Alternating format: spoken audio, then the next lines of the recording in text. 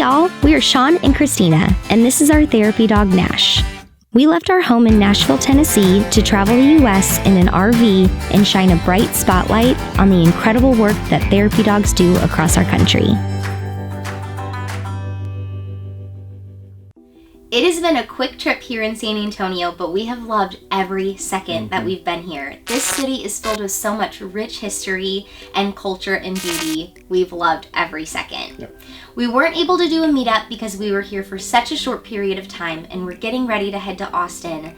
And we have filled our time, though, with some incredible interviews. We have met some wonderful people who have therapy dogs and dogs that have impacted them in such unique and intense ways. We can't wait to share those interviews with you when they're ready. Yeah, they're going to be amazing. But we did get a chance to serve with Nash at a local police station. We went for their Paw-trol meeting. We went for their patrol meeting, but we called it the Paw-trol meeting. It's so cool. And we loved it. They're an incredible team. There's 17 officers on staff, but only 2 were paid. If you followed our Instagram stories that night, we got to meet 17 unique men and women who serve their community, and again, only 2 are paid. The rest are volunteers. Yeah. Wow. And knowing that they stepped up to the plate to protect and serve their communities is incredible. We walked away from that night just feeling so honored to have served them in a way that we know really left an impact with them. Yeah, we really enjoyed our time. Nash got a badge, which was super cool. Nash got a badge. He got 3 badges, yeah, actually. 3 badges, and we got a little medallion of St. Michael to protect us on our journey, which was really, really cool. So, without further ado, we hope you enjoy watching Nash get to meet these police officers.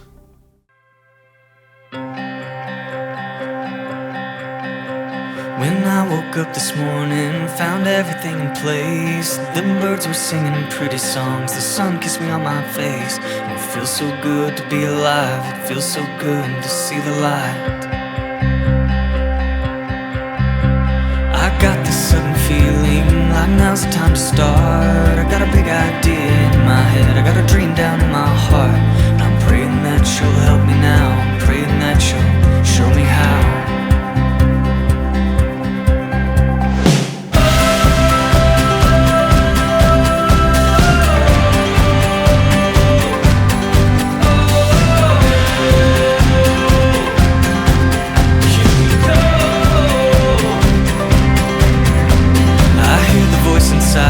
Saying be all you can be. You gotta keep the truth in your heart. Believe when you can't see.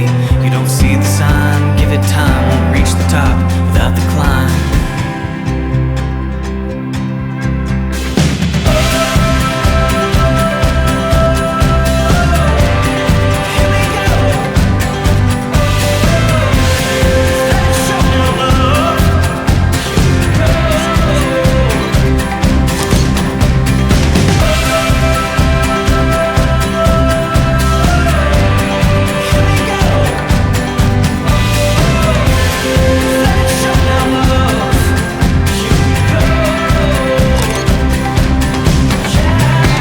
Meeting all your friends? Daddy, I had the best time. The La Costa Police Department? Yeah. And then, cookies! Whoa. For Mommy! Yummy. Nash, did you meet some new friends? See? Look at that. You're an honorary police pup now. Look at that. Do you love this? That's so cool. We got 3 officer patches from the La Costa Police Department in Texas. And they were so wonderful. We got to go to their patrol meeting. We called it the Paw-trol meeting. And they were just so wonderful. They have 17 officers on staff, and only 2 are paid full-time. The rest are volunteers. All volunteer. How cool is that? I just love that. That's amazing. They literally give up their time to serve, and I think that's so cool. One thing I also thought was so cool that they gave us was this. Yes. Will you explain it? Yeah, so this is the patron Saint Michael, and he is the saint of protection. So we'll have this all along our tour, and we've got a couple of them, which is great. They gave us 3, one for each of us. Yeah, so we'll put one on Nash's vest, and then we'll have one here in the truck, and we'll leave one in the RV. It's so cool. I know. They were so thoughtful and just so kind to have us, and they've really gone through a lot this year, so being able to just go in and love and serve them was really special. And it was nothing fancy. Like, that's really what we are continuing to drive home with everyone this year, is it doesn't have to be crazy elaborate or this grandiose gesture. You just show up. You just show up and love people. And we're really excited just for the relationships that we formed and the connections we made tonight. And I think that's really special. And Nash got to meet Nash. Oh so my gosh. Nash, you made his day. You really did. They One of loved the it. officers is named Nash. Yeah. Nash. And so Nash and him became really good Best really friends. quickly. Yeah. They were wonderful. Yeah. So thank you all for having us. It was so good to meet you, and we're just so thankful that we got to spend some time with you. One of the really cool things about getting to go to these cities around the country is that we get to see stuff that we haven't seen before. And Christina had never seen the Riverwalk here in San Antonio. I had been to it a couple times through some conferences and trade shows when I was in town, but it was so much fun to take her and Nash to see it for the very first time. So why don't you come along with us and watch our fun day that we had down at the Riverwalk.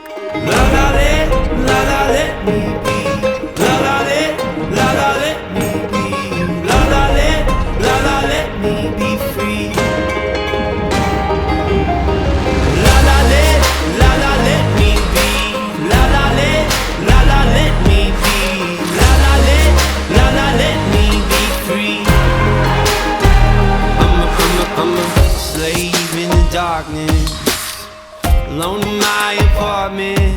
I should have seen the warning sign. Money don't come easy, so most of us are chained to being busy till we can earn a little piece of my mind. What does it mean to be free? To be free in this American dream. Oh, help me believe life is more than what we've been told it's supposed to be. Oh, la la let me be. La la let me be. La la let me be free. La la let me be. La la let me be. La la let me be free. And it's such a mystery. We're still repeating our histories, even with the warning sign. Please help me out. Frustrated that this is the selfish world that we've been given.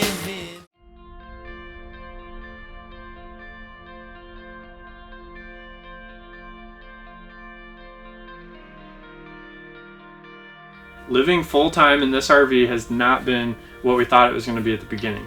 We thought it was going to be one thing when we were dreaming and romanticizing and all of the researching that went into the RV, but after we've been in here for a while, it's actually completely different than what we thought it was going to be.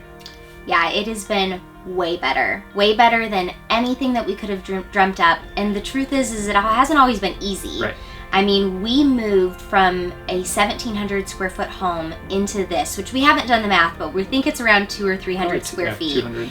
And we felt like we were, with working, sleeping, playing with Nash, doing life, all in this home. We felt like we would always be on top of each other. We felt like we would always be awkwardly working around one another. And the truth is, we haven't felt cramped at all. And it's actually changed our way of thinking, our way of life so much. Yeah, I think the biggest takeaway that we have, as far as the biggest adjustment that we've made and the most positive thing that we've seen, is that because we've been forced to have much less things on us because of space, that's actually driven a lot of our habits and behaviors to be more minimalistic, would I guess be a good word. I like to call it cozy minimalism. Yeah, cozy minimalism. But it's really forced us to have a different mindset, and a life of consumerism, while not implicitly bad, I feel like if you're focused too much on that, it can definitely be bad. But a life of consumerism versus a life that doesn't require a lot of consumerism is drastically different. And what we've noticed is it's allowed us to prioritize our time in a way that allows us and enables us to have more margin so that we can do things of impact and spend more time, quality time, with the people around us. And when you're focused a little bit too much on the pursuit of things or the maintenance of things or just all the stuff that's around you, and you really take inventory of what you're putting into that from a time standpoint, and monetarily, but when you take inventory of that and you really look at how much time that is consuming of your time, it's pretty wild.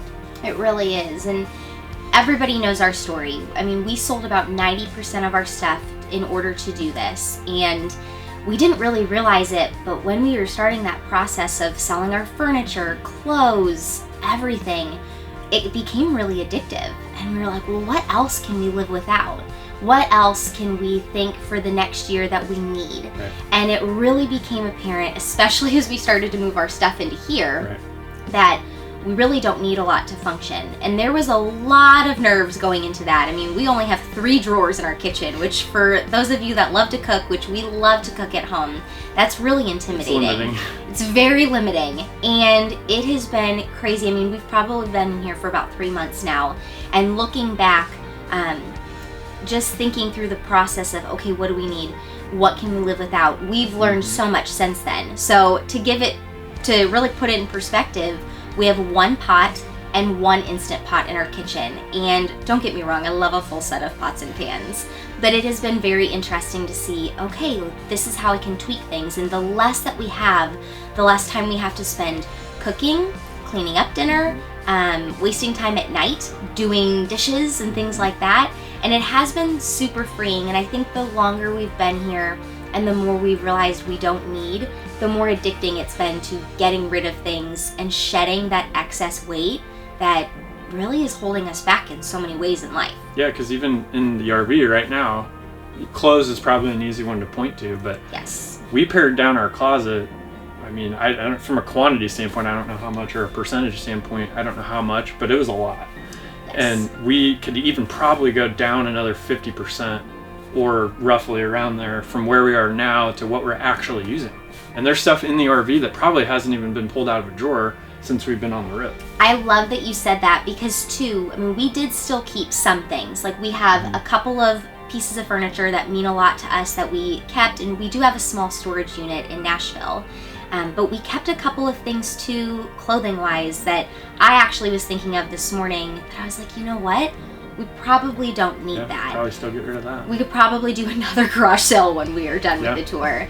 And I do think it's just been so encouraging because it's allowed us to have conversations with friends and family and challenge the normal way of consuming. And with thinking like this, I love that Sean brought up clothes because we have a really good sized closet in the RV, and that was still super intimidating because it was smaller than our closet at home.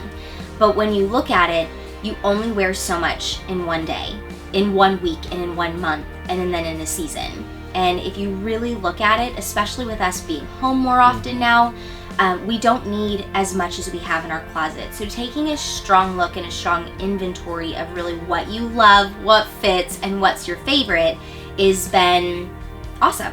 And you keep what you love and what you're passionate and excited about putting on your body every day.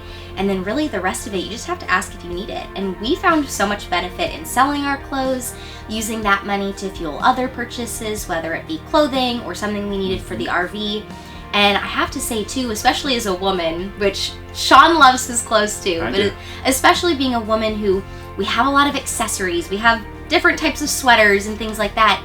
There's so much freedom in knowing that if you buy minimally and you buy in a way that's not going through trends, that there's just freedom in knowing you don't have to keep up. The big takeaway with all of this, honestly, is just around margin.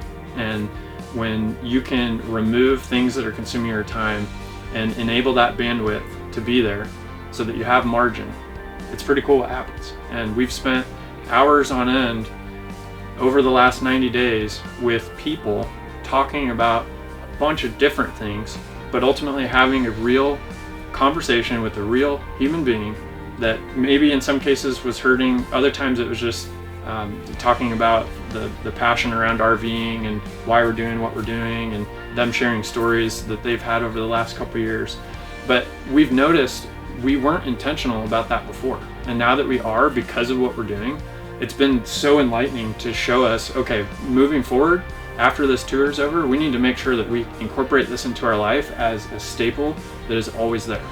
Because if you're filling that margin with things that don't really matter and things that consume your energy and your attention and just your emotional state, it's not worth doing. And that's what we've enjoyed the most about this, is being able to do that. Yeah. And you have to think too, I mean, we all have a number of days on this earth, and we get to take none of this with us. So when you really think about where you want to be when you're 80 years old, think about what you want at that point. And all these things that we work so hard to consume, they're not going to matter. What's going to matter is family and our puppies and our friends and the legacy that we got to leave here. And that's what's going to matter. It's not going to matter the nice car you drove or the clothes that you had in your closet or how much money you made. None of that will matter.